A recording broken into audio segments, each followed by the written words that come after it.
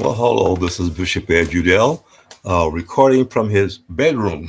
Okay. No, I am not in a Uganda or Kenya, anywhere like that. I'm in the good old USA. But it's been a challenging time as things are happening, moving things around, everything. So you get a chance to view where we sleep.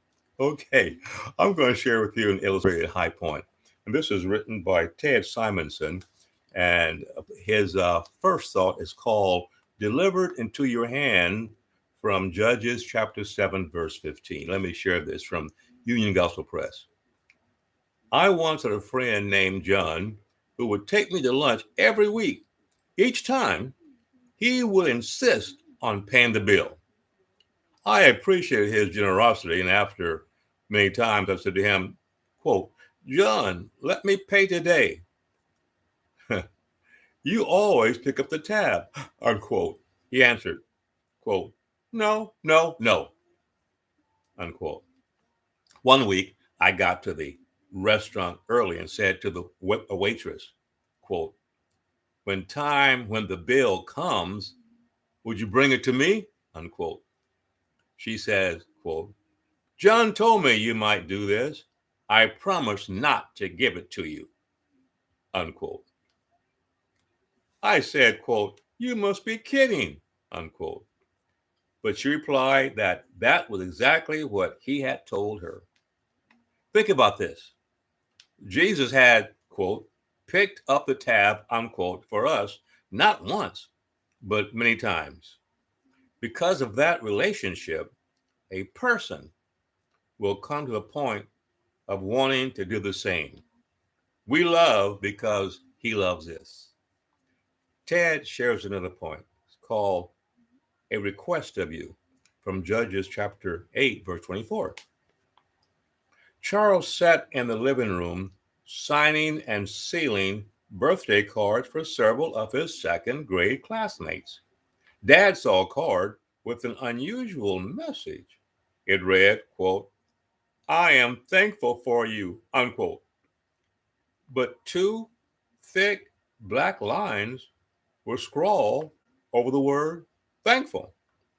When Dad lifted this card from the stack, Charles burst into tears. Quote, every day that girl calls me names, unquote, he sobbed. Quote, do you think I should just forgive her? Unquote. Quote, yes, unquote, said his, his father. Quote, Jesus does not want you to hurt her, unquote. The boy considered the choice that was before him. Then he picked another card and addressed it neatly to the girl who had hurt him so badly.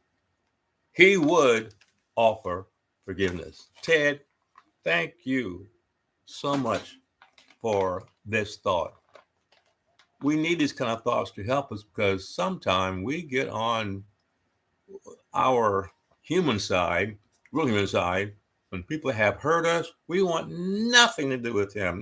Nothing, nada, nine, nothing. We're hurt. We're frustrated. We get very human.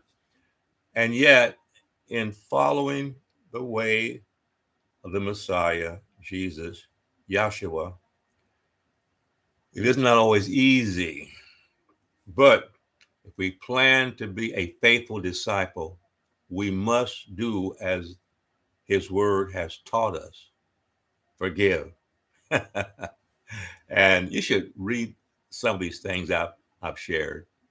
It will help us to understand why there's so much hatred in the world. People don't want to forgive. You know, somebody hurt them and they just feel like, I'm done with you. Uh, there's a case of a young man, he lied a lot. And but when someone close to him lied to him, he cut them off. Want nothing else to do with them. That's fun. That's interesting. There was another man. He committed a sin against his wife. Oh man, ah, and he had to ask her for a forgiveness. It was not easy. He had no idea what she might do. So she left for a little while, maybe an hour or so, came back, and they had a talk. And of course, for a while, he did not want him to touch her. But after a while, as she read the scriptures, the words started to work in her heart about forgiving.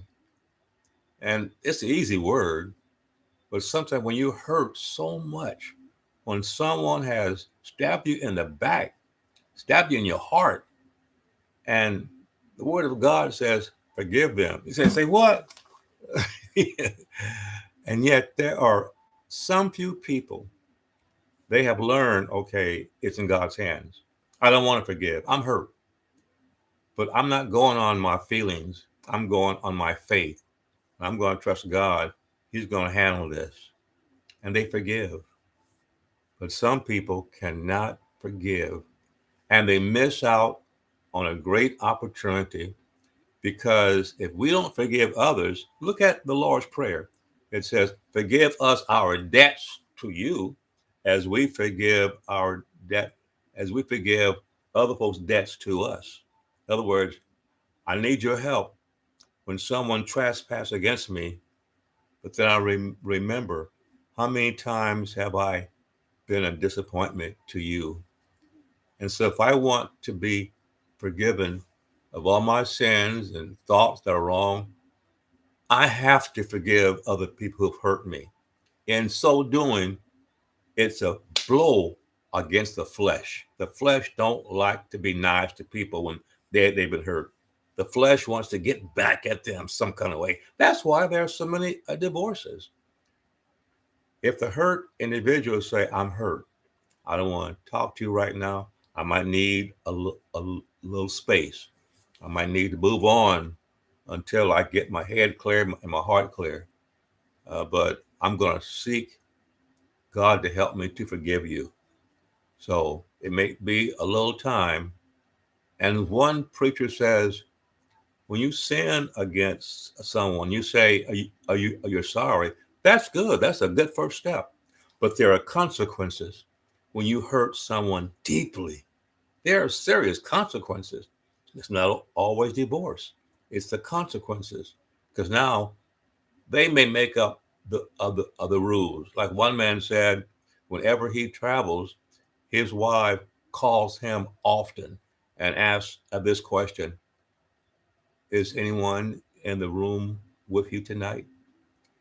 He said, no, I'm here alone. And she's learned to forgive him because he hurt her uh, some time ago. And he had to confess it because he wanted to be clear with the Creator and with the Messiah and with his inside in his own self. He had to tell her stuff. Yes, she was hurt. But as a Christian, she learned that, well, I'm sure I've hurt Jesus sometimes, and I want him to forgive me of all of my sins. If I don't forgive my husband for how he hurt me, it is possible, according to the book of Matthew, chapter 6, verse 9 through 13, if I don't forgive him, I may not get forgiven of things that I have done wrong. And that's a part that is not often taught about the consequences. There's going to be consequences when you disobey God. There are going to be consequences when you hurt the one you say you love. They may ask you to don't sleep with them for a while because it makes them feel uncomfortable. And that person may have to put down the rules on how this relationship can be restored. And the person who's caused that person to hurt, they can't get mad and say, well, I told you I was sorry. Yeah, that's nice. That's easy to say. But what is not taught often, even though you say you are sorry, here's the part that needs to be taught. There are still consequences. Oh, even between us and God. We say, oh, I'm sorry. I messed up. According to the word of God, 1 John 1:9, he will forgive us. However, what is not taught to a lot of people, he forgives, but there are consequences when you, me, when we disobey God. Yes, he's loving, he's kind, he forgives. There are individuals who have contracted AIDS. They say, oh, God, I'm sorry, heal me. You might not get healed. Why? It's a consequence of doing something way out of taking care of your body. So, yes, God forgives us, but there's still consequences. So be careful before you hurt anyone along this pathway of life, because you'll probably not like the consequences. But if you really want to be forgiven, you will deal with the consequences.